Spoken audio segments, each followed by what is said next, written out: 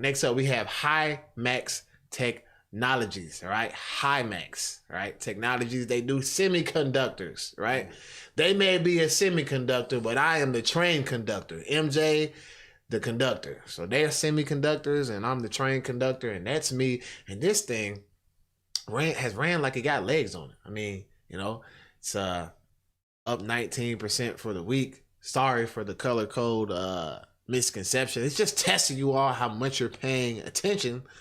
You see the plus sign, even though you see red, the plus sign means money's being made.